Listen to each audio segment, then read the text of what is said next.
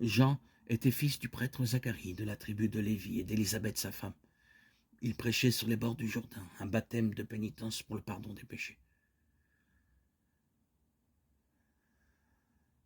Beaucoup le tenaient ouvertement pour le Messie, ou du moins pour son précurseur, c'est-à-dire Élie, dont on attendait le retour. Lui pensait d'une manière bien différente. Il se considérait uniquement comme la voix de celui qui crie dans le désert, préparer le chemin du Seigneur. Jean avait groupé autour de lui une communauté importante de disciples qui reprenaient et diffusaient sa prédication. Jean ne concevait pas la venue du Messie. Messie est synonyme de Christ, celui qui est oint par Dieu, dans la pauvreté et le dénuement.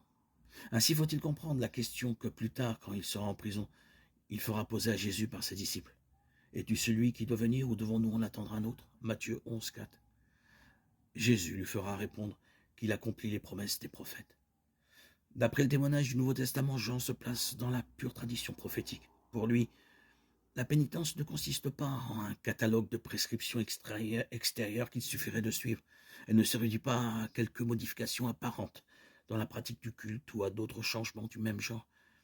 Elle est une transformation de mentalité, une conversion du cœur, de l'intérieur de l'homme. C'est seulement de cette façon, dit Jean-Baptiste, que l'homme pourra affronter le jugement final imminent. Il ne nourrit pas ses auditeurs de considérations générales sur la pénitence, de façon très concrète. Il dit en quoi la pénitence doit consister. Obéir à Dieu et pratiquer la justice envers les hommes. Luc 3, 10, 14. Les consignes qu'il donne, très adaptées à son époque, valent également pour la nôtre. Partager son pain avec ceux qui ont faim, ne pas exploiter son prochain, ne pas user de sa force, de sa position sociale aux dépens des autres. Qui pourrait dire que ces exigences sont aujourd'hui dépassées? Jean a vécu ce qu'il a prêché. Cela explique son influence sur le peuple. Sa sincérité intransigeante a contribué à attirer les gens à sa suite.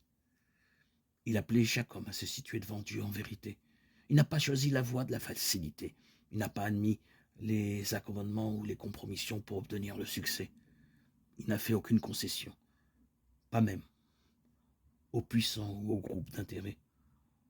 On comprend qu'en agissant ainsi, il ait pu entraîner les foules qui attendaient le Messie et en amener beaucoup à entrer dans la voie de la conversion.